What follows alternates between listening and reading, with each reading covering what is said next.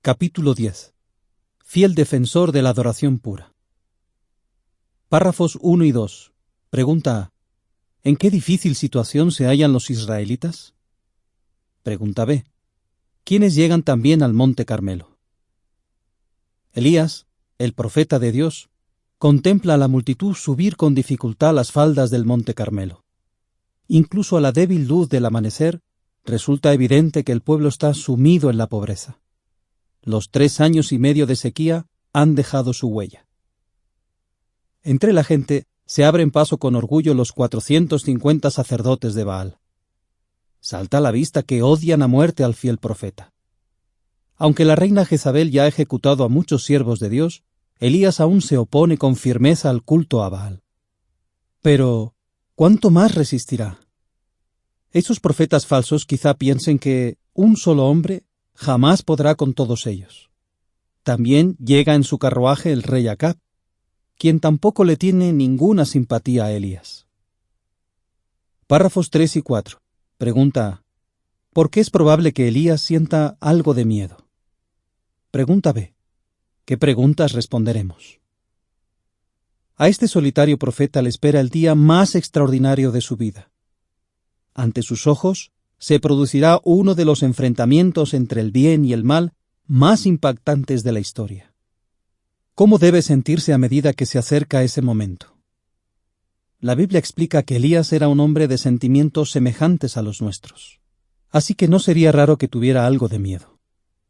Santiago 5:17 dice: Elías era hombre de sentimientos semejantes a los nuestros, y, no obstante, en oración oró que no lloviera, y no llovió sobre la tierra por 3 años y 6 meses.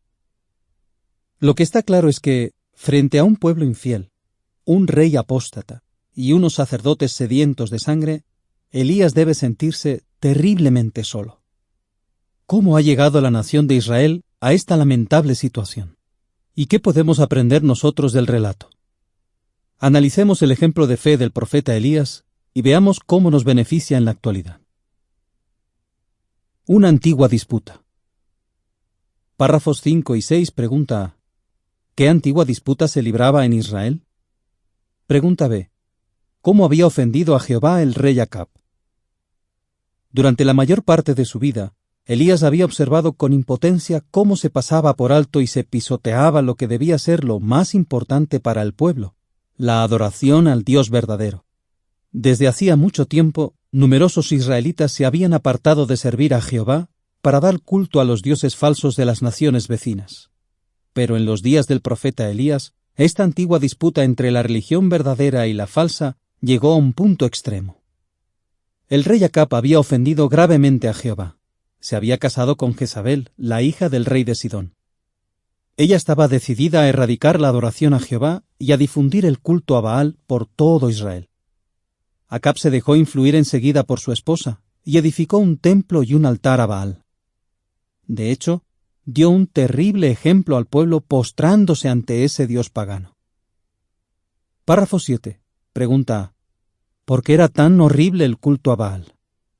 Pregunta B. ¿Por qué podemos estar seguros de que la Biblia no se contradice con respecto a la duración de la sequía? ¿Por qué era tan horrible el culto a Baal? En primer lugar, porque había desviado a la nación de servir al Dios verdadero. Y además, se trataba de una religión depravada y cruel, en la que hombres y mujeres se dedicaban a la prostitución ritual, se practicaban orgías sexuales y hasta se sacrificaban niños.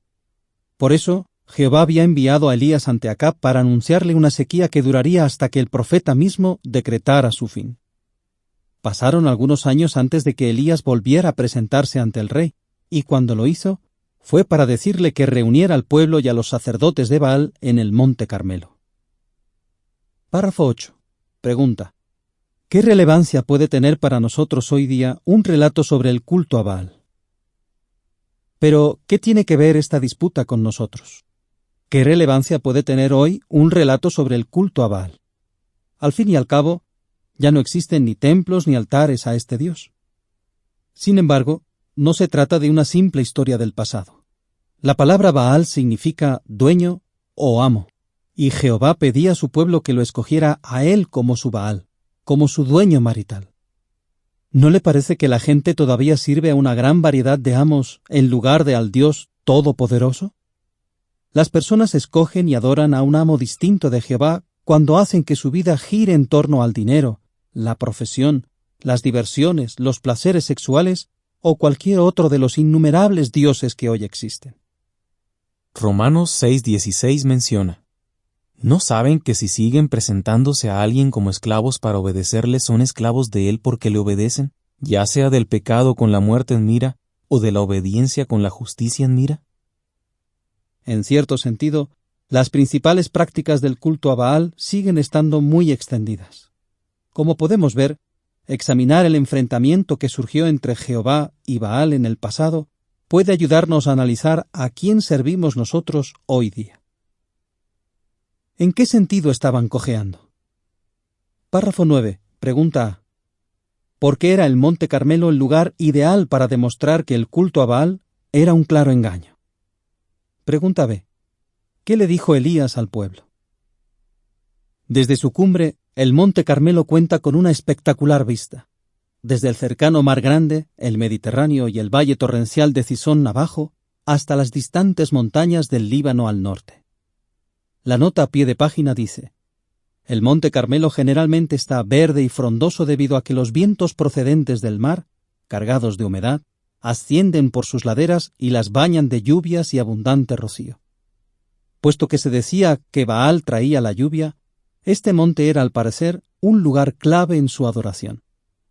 Así que, ahora que estaba tan estéril y árido, constituía el sitio ideal para demostrar que el culto a Baal era un claro engaño. Fin de la nota. Pero, conforme sale el sol en este día trascendental, la luz pone al descubierto un paisaje deprimente. La fértil tierra que Jehová había entregado a los hijos de Abraham se ha convertido en un terreno estéril y abrasado por el sol, arruinado por la insensatez del propio pueblo de Dios. Elías se presenta ante los israelitas allí reunidos y dice: ¿hasta cuándo irán cojeando sobre dos opiniones diferentes? Si Jehová es el Dios verdadero, vayan siguiéndolo. Pero si Baal lo es, vayan siguiéndolo a él. Primero de los Reyes 18:21. Párrafo 10. Pregunta: ¿en qué sentido estaban los israelitas cojeando sobre dos opiniones? ¿Y qué verdad fundamental habían olvidado? ¿Qué quiso decir Elías con la expresión cojeando sobre dos opiniones? Aquellas personas no se daban cuenta de que tenían que elegir entre adorar a Baal y adorar a Jehová. Pensaban que podían hacer las dos cosas al mismo tiempo. Por un lado, apaciguar a Baal con sus repugnantes ritos y, por otro, pedirle a Jehová que los cuidara. Quizás razonaban que Baal bendeciría sus cosechas y su ganado, mientras que Jehová de los ejércitos los protegería en el campo de batalla. Primero de Samuel 17:45.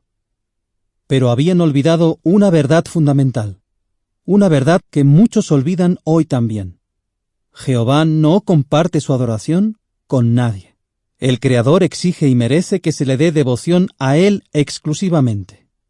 Por eso, toda adoración que se le rinda pero que esté mezclada con cualquier forma de idolatría es para Él inaceptable y hasta ofensiva. Éxodo 20:5 indica: no debes inclinarte ante ellas ni ser inducido a servirlas. Porque yo, Jehová, tu Dios, soy un Dios que exige devoción exclusiva, que trae castigo por el error de padres sobre hijos, sobre la tercera generación y sobre la cuarta generación, en el caso de los que me odian. Párrafo 11. Pregunta: ¿qué nos motiva a hacer la advertencia que dio Elías en el Monte Carmelo? Así que aquellos israelitas estaban cojeando o saltando de un pie al otro, como quien intenta seguir dos caminos a la vez. Hoy día, muchos cometen un error parecido al permitir que otros Baales entren en su vida y los vayan apartando de su servicio a Dios.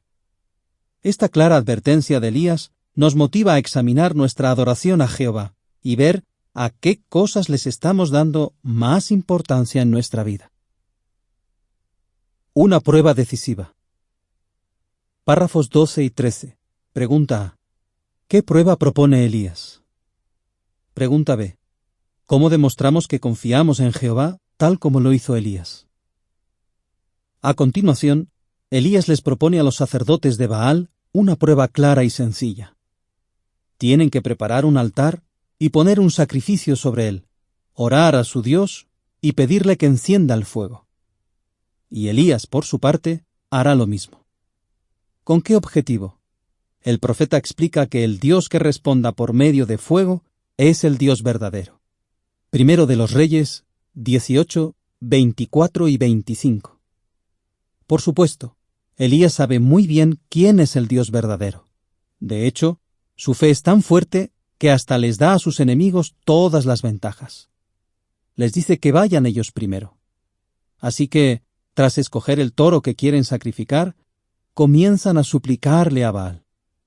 La nota a pie de página dice: cabe notar lo que Elías les dijo con respecto al sacrificio. No deben ponerle fuego. Algunos expertos afirman que los idólatras a veces usaban altares con una cavidad secreta debajo, de modo que pareciera que una fuerza sobrenatural había encendido el fuego. Fin de la nota. Aunque es cierto que actualmente ya no ocurren milagros como en aquel entonces, Jehová no ha cambiado, y podemos confiar en él tal como lo hizo Elías. Por ejemplo, cuando nos encontramos con personas que están en desacuerdo con lo que la Biblia afirma, no debemos temer que expresen sus ideas. Al igual que Elías, dejemos que sea el Dios verdadero quien zanje la cuestión. ¿Cómo lo haremos? En vez de confiar en nosotros mismos, apoyémonos en su palabra inspirada, que fue escrita para rectificar las cosas. Segunda a Timoteo 3:16. Párrafo 14. Pregunta: ¿cómo se burló Elías de los profetas de Baal y por qué lo hizo? Los profetas de Baal ya han preparado su sacrificio y están clamando a su Dios. «¡Oh Baal, respóndenos!», gritan una y otra vez. Van pasando los minutos y las horas, pero no hubo voz, y no hubo quien respondiera, dice la Biblia. Al mediodía, Elías empieza a ridiculizar a aquellos impostores, afirmando en son de burla que Baal debe estar muy ocupado para responderles, que estará haciendo sus necesidades, o que se habrá quedado dormido y necesita que lo despierten. Llamen a voz en cuello, les sugiere. Primero de los Reyes 18, 26 y 27. Evidentemente, veía el culto a Baal como lo que era, una farsa absurda, y quería desenmascararlo ante todo el pueblo. Párrafo 15. Pregunta: ¿cómo demuestra el caso de los sacerdotes de Baal lo absurdo que es rechazar a Jehová como amo? Al oír esto, los sacerdotes de Baal se ponen aún más histéricos y empiezan a clamar a voz en cuello y a cortarse según su costumbre con dagas y con lancetas, hasta que hicieron chorrear la sangre sobre sí. Y todo para nada. No hubo voz, y no hubo quien respondiera, y no se prestó ninguna atención. Primero de los Reyes 18, 28 y 29. Así es, Baal no existía. No era más que una invención de Satanás para apartar a la gente de Jehová. La lección es clara como el agua. No hay mejor amo que Jehová, y todo el que siga a otro Dios sufrirá decepción y vergüenza. Salmo 25:3 dice: también, ninguno de los que esperan en ti quedará avergonzado. Quedarán avergonzados los que obran traidoramente sin éxito. Salmo 115, 4-8 añade: los ídolos de ellos son plata y oro, la obra de las manos del hombre terrestre. Boca tienen, pero no pueden hablar. Ojos tienen, pero no pueden ver. Oídos tienen, pero no pueden oír. Nariz tienen, pero no pueden oler. Manos son suyas, pero no pueden palpar. Pies son suyos, pero no pueden andar. No profieren sonido con su garganta. Quienes los hacen llegarán a ser lo mismo que ellos, todos los que confían en ellos. La respuesta. Párrafo 16. Pregunta: ¿qué es posible que recordaran los israelitas al ver el altar de Jehová que Elías estaba reparando? Pregunta B. ¿Cómo demostró Elías que confiaba plenamente en Jehová? Ya a última hora de la tarde le llega el turno a Elías para ofrecer su sacrificio. Primero, repara un altar de Jehová que había sido demolido, sin duda por los enemigos de la adoración pura. En total utiliza 12 piedras, tal vez para que las 10 tribus que ahora forman la nación de Israel recuerden que aún están bajo la ley que Jehová dio a las 12 tribus en tiempos de Moisés. Entonces, prepara su sacrificio y empapa todo con agua, posiblemente obtenida del cercano mar Mediterráneo. Incluso, cava una zanja alrededor del altar y la llena de agua. Como vemos, a diferencia de todas las ventajas que les dio a los profetas de Baal, Elías pone toda clase de obstáculos para que su sacrificio prenda fuego. Así demuestra que confía plenamente en el poder de su Dios. Párrafo 17. Pregunta: ¿cómo reveló la oración de Elías las cosas que le preocupaban? ¿Y cómo podemos imitarlo nosotros cuando oramos? A continuación, Elías hace una oración sencilla en la que revela claramente qué cosas le preocupan. Lo primero y más importante para él es dar a conocer que Jehová es el único Dios en Israel, y no ese Baal. Lo segundo es que sepan que él no es más que un siervo de Dios, así que toda la gloria y el mérito debe darse a Jehová. Por último, también vemos que sigue preocupado por sus hermanos israelitas, pues desea que Jehová vuelva atrás el corazón de ellos y se arrepientan. Primero de los Reyes 18, 36 y 37. Pese a las desgracias que han provocado por su falta de fe, Elías todavía los ama. ¿Qué hay de nuestras oraciones? ¿Revelan el mismo amor por el nombre de Dios, la misma humildad y la misma compasión por quienes necesitan ayuda? Párrafos 18 y 19. Pregunta A: ¿cómo contestó Jehová a la oración de Elías? Pregunta B: ¿qué le ordenó Elías al pueblo? ¿Y por qué no merecían los sacerdotes de Baal ninguna compasión?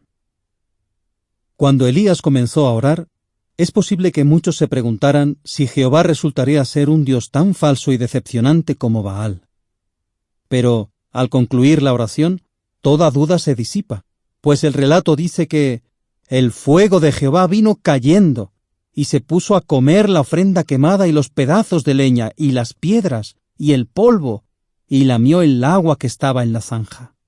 Primero de los Reyes 18, 38. ¡Qué respuesta tan espectacular! ¿Cómo reacciona el pueblo? Todos gritan: ¡Jehová es el Dios verdadero! ¡Jehová es el Dios verdadero! Primero de los Reyes 18, 39. Por fin reconocen la verdad. Ahora bien, ¿basta con eso? Bueno, admitir que Jehová es el Dios verdadero, después de ver fuego cayendo del cielo, no es que sea una gran demostración de fe. Así que Elías les pide que prueben su fe de otra manera. Les pide que hagan lo que deberían haber hecho muchos años antes: obedecer la ley de Jehová. Y la ley mandaba ejecutar a los falsos profetas y a los idólatras. Los sacerdotes de Baal eran enemigos declarados de Jehová, y estaban empeñados en frustrar sus propósitos. ¿Merecían alguna compasión? Pues bien, ¿acaso sintieron ellos la más mínima compasión por todos los niños inocentes que quemaron vivos en sacrificio a Baal? Proverbios 21:13 dice: en cuanto a cualquiera que tapa su oído al clamor quejumbroso del de condición humilde, él mismo también clamará y no se le responderá. Definitivamente, aquellos hombres merecían la muerte. De modo que Elías ordena que sean ejecutados y el pueblo obedece. Párrafo 20. Pregunta: ¿por qué no son válidas las críticas que algunos han hecho sobre la ejecución de los profetas de Baal? En la actualidad, algunos críticos condenan el desenlace de esta prueba en el Monte Carmelo. Hay quienes temen que fanáticos religiosos puedan utilizarlo para justificar actos violentos. Y desgraciadamente, existen muchos extremistas de esta clase. Pero Elías no era ningún fanático. Lo que hizo fue obedecer a Jehová ordenando una ejecución justa. Por otra parte, los verdaderos cristianos saben que, a diferencia de Elías, no pueden tomar las armas contra los malvados. Más bien, siguen la norma que Jesús fijó para todos sus discípulos cuando le dijo a Pedro: «Vuelve tu espada a su lugar, porque todos los que toman la espada perecerán por la espada». Mateo 26:52. En el futuro, será Jehová quien haga justicia por medio de su Hijo Jesucristo. Párrafo 21. Pregunta: ¿por qué es Elías un ejemplo de fe para todos nosotros? Los cristianos verdaderos debemos demostrar nuestra fe por el modo en que vivimos. Elías nos puso un excelente ejemplo. Él adoró únicamente a Jehová y animó a los demás a hacer lo mismo. Con valentía, denunció que el culto a Baal era un engaño, una religión inventada por Satanás para alejar a la gente de Jehová. Pero a fin de zanjar esta importante cuestión, Elías no confió en sí mismo, sino en Dios. Está claro que fue un fiel defensor de la adoración pura, un gran ejemplo de fe que todos hacemos muy bien en imitar. ¿Cuánto duró la sequía? Elías le dijo al rey Acab que aquella larga sequía pronto iba a terminar. Esto ocurrió al tercer año, contando desde el día que Elías anunció la sequía. Primero de los Reyes 18:1. Y Jehová hizo que lloviera poco después de que su profeta lo predijera.